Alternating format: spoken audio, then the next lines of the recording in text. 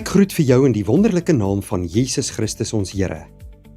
Baie hartlik welkom, liewe vriende, vandag by Uit die Woord Digitaal se oggendoordenkings. Ek is Dominee Adriaan Swart. Ons is besig met ons reeks wat handel oor die tema Leef anders. En vandag is ons by deel 2. Praat die waarheid.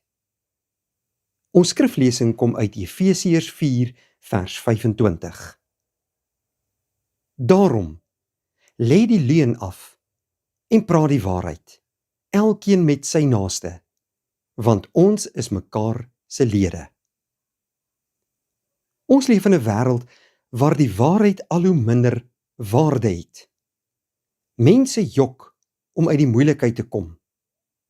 Hulle verdraai feite om beter te lyk. Halwe waarhede word ook soms vertel om ander mense te mislei. Selfs op sosiale media word vals beelde geskep van hoe mense se lewens lyk. Maar my broeder en suster, Christene, leef anders. Waarom? Omdat ons aan Jesus Christus behoort. Hy sê van homself, ek is die weg en die waarheid en die lewe. Johannes 14 vers 6.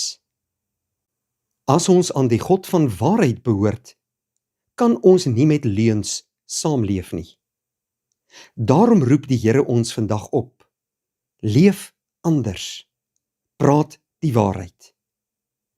Ons staan vandag stil by 3 hoofpunte vanuit hierdie teks. En ons eerste deel is die volgende. Lê die leuen af. Paulus begin met 'n opdrag in hierdie teks. Lê die leuen af. Dit beteken dat leuns nie by die nuwe lewe in Christus pas nie. Leuns kom nie van God nie. Jesus sê van die duiwel, hy is die vader van die leuen. Johannes 8 vers 44. Elke leuen, hoe klein ook al, staan in stryd met God se heilige karakter. Dit beteken nie net blaatant vals praat nie. Dit sluit ook in om feite te verdraai, om belangrike waarhede weg te steek, om kinderstories te versprei, om beloftes te maak wat jy nie van plan is om na te kom nie.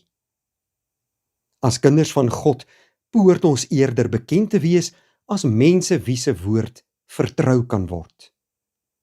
Wanneer ons ja sê, dan moet ons dit bedoel en dan moet dit ja wees. Wanneer ons nee sê, dan moet ons dit ook bedoel en dan moet dit nee wees. Dit is hoe iemand leef wat deur Christus verander is. Ons tweede punt vandag. Praat die waarheid in liefde. Die Bybel sê nie net dat ons die waarheid moet praat nie, maar Efesiërs 4 vers 15 voeg by. Maar terwyl ons in liefde by die waarheid bly. Waarheid sonder liefde kan seermaak. Maar liefde sonder waarheid help niemand nie. Jesus het in albei volmaak geleef. Hy het die sondaar liefgehad, maar nooit die sonde goed gepraat nie. Ons moet dieselfde doen. Wanneer ons iemand vermaan, doen dit uit liefde. Wanneer ons raad gee, doen dit met nederigheid. Wanneer ons eerlik is, doen ons dit met sagmoedigheid. As ons die waarheid gebruik om mense af te breek, leef ons nie soos Christus nie. Maar as ons die waarheid met liefde spreek, bou ons mense op en eer ons God. Dan die derde punt vir vandag.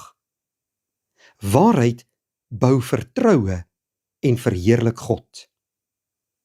Paulus sê, want ons is mekaar se lede. Leuns breek verhoudings af. Maar waarheid, liewe vriende, bou vertroue. 'n Huwelik kan nie sonder waarheid bestaan nie. 'n Gesin kan nie sonder waarheid floreer nie. 'n Kerk kan nie sonder waarheid verenig bly nie.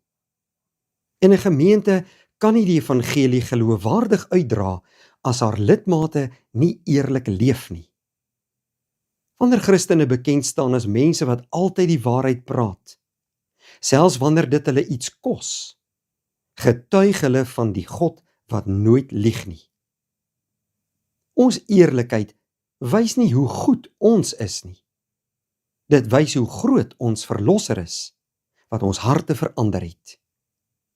Die wêreld sê dikwels, doen wat nodig is om jouself te beskerm. Maar Christus sê, praat altyd die waarheid. Leef daarom anders vandag. Lê die leuen af. Praat die waarheid in liefde. En laat jou woorde wys dat jy aan Jesus Christus jou Here behoort. Kom ons bid saam.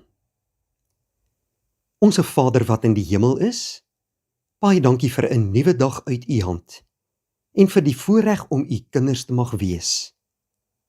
Wil u gee, Here, dat die woorde van ons monde en die oordeenkings van ons harte u welbehaaglik sal wees elke dag. Vergewe ons sondes. Lei ons in die volle waarheid. Laat ons die leuen aflê en altyd die waarheid praat tot u eer. In Jesus naam. Amen. Dankie vriende, 'n geseënde dag.